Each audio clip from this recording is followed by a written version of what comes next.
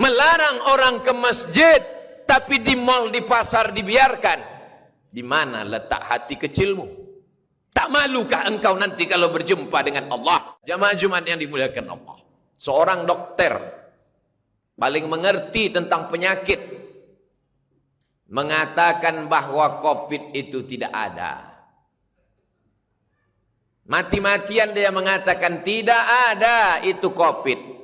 Sampai akhirnya dia mengoperasi seorang pasien dan pasien itu batuk-batuk.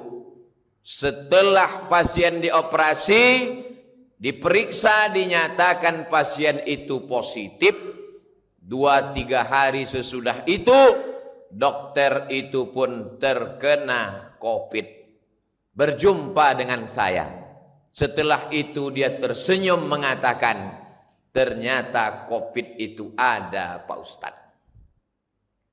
Di salah satu kota di Riau, seorang jamaah pergi periksa, dinyatakan oleh dokter bahwa dia kena COVID. Dia tak percaya, dia pergi ke Pekanbaru. Sampai di Pekanbaru dia periksa lagi. Dokter di Pekanbaru mengatakan dia negatif, tidak kena COVID. Selama ini yang dia pahami ikhtilaf itu hanya di masjid saja. Ustadz ini mengatakan bid'ah, ustadz ini mengatakan sunnah. Ternyata masalah COVID pun dokter ikhtilaf juga. Di kabupaten dia mengatakan positif, dokter Pekanbaru mengatakan negatif. Dibawanya kertas dari Pekanbaru yang mengatakan negatif, dijumpainya dokter itu, ditumbuknya, ditinjunya dokter itu. Ternyata ada juga dokter yang bermain-main supaya bertambah anggaran. Berapa banyak pasien dinyatakan COVID, setelah dibawa ke rumah diperiksa, ternyata negatif. Apa kesimpulan dari 3 cerita yang singkat ini? Bahwa COVID itu ada. Tapi yang bermain-main dengan COVID karena ada kepentingan juga banyak. Maka kita mesti cerdas menyikapi ini. Karena anggaran tentang masalah COVID ini besar. Celaka, laknat Allah terbesar bagi mereka yang berani mempermainkan umat. Sudah jatuh, ditimpa tangga, atap rumah pun tanggal.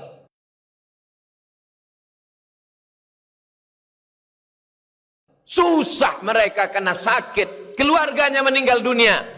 Masih ada orang yang berani bermain-main. Mereka ini yang dikatakan Allah ulaika kal an'am. Mereka macam binatang. Sejahat-jahatnya kambing memakan pagar tanaman pucuk ubi. Maka hari raya Idul Adha masih bermanfaat dia, masih bisa dipotong. Tapi kalau sudah manusia, ulaika kal an'am. Mereka macam binatang, kata Allah. Balhum adal, bahkan lebih hina daripada binatang. Jamaah yang sudah mulai muak dan bosan memakai masker ini bertanya, kapanlah kita agaknya berhenti pakai masker, bertutup-tutup mulut sampai sesak napas ini Pak Ustadz? Ustadz tak dapat menjawab. Dokter menjawab, insya Allah selesai vaksinasi nanti, maka kita sudah sehat semua, bisa pergi umroh lagi, bisa pergi sholat jamaah bertablik akbar mendengarkan pengajian ustadz, bisa bersilaturahim kongko-kongko, duduk-duduk minum kopi macam dulu. Yang penting mau disuntik insya Allah selesai. Tiba-tiba keluar headline, judul berita besar, sudah 2 kali vaksin tetap positif COVID. 15 Maret 2021 jpnn.com. Apa maknanya? Ternyata disuntik dia pagi, petang dia kena. Apa sebabnya? Karena virus COVID bermutasi.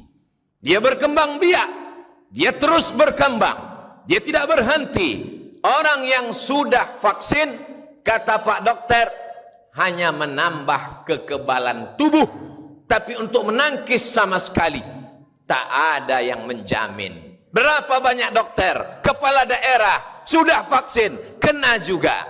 Lalu apakah lantas kita tidak vaksin?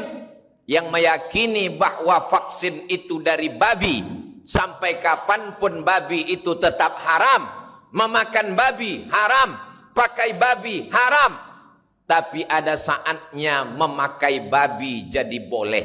Kapan?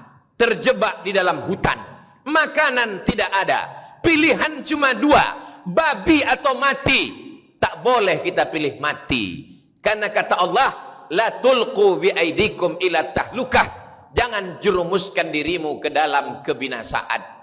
Boleh memilih babi, akhaffud dararain, kalau memang mudaratnya lebih ringan. Tidak ada paksaan. Berpendapat dengan pendapat sendiri akan menyesatkan. Maqaba man istasyara wa ma nadima man istakhara. Tidak akan sia-sia orang yang mau meminta pendapat orang lain, dan tidak akan menyesal orang yang mau bermusyawarah. Wa amruhum syura bainahum, orang beriman bermusyawarah, minta pendapat orang yang tahu. Fas'alu ahla dzikri, tanya orang yang tahu. In kuntum la ta'lamun, kalau kamu tidak tahu. Adakah titik terang di tengah kegelapan ini? Orang yang memandang titik terang hanya orang yang bersama dengan Allah. Kalau mengharapkan vaksin, tak dapat diharapkan. Berharap kepada dokter, dokter pun mati juga.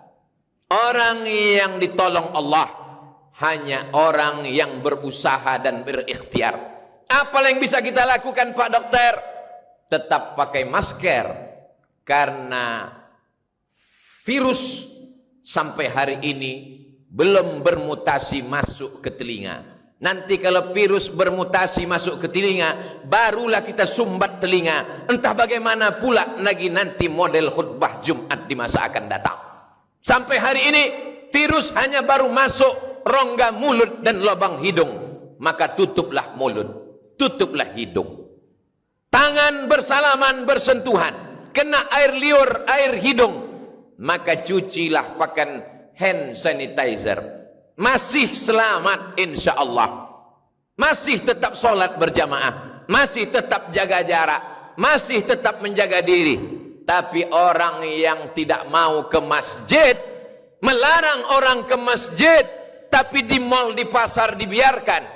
Di mana letak hati kecilmu? Tak malukah engkau nanti kalau berjumpa dengan Allah? Di masjid orang hanya 5-10 menit, masbuk, lambat sampai masjid, sudah qomat. Hanya 5 menit dia di masjid, 5 jam orang duduk beramai-ramai, ketawa, cekakak cekiki, tertular penyakit. Masjid yang kau salahkan. Tak malukah engkau nanti menyebut nama Allah, menyebut Rasulullah, padahal tempat ini yang dipanggil Allah, dipanggil Rasulullah sallallahu alaihi wasallam. Tetap jaga protokol kesehatan, tapi jangan sampai meninggalkan ibadah kepada Allah subhanahu wa ta'ala. Tetap cuci tangan, tetap pakai masker, tetap jaga jarak, tetap beribadah.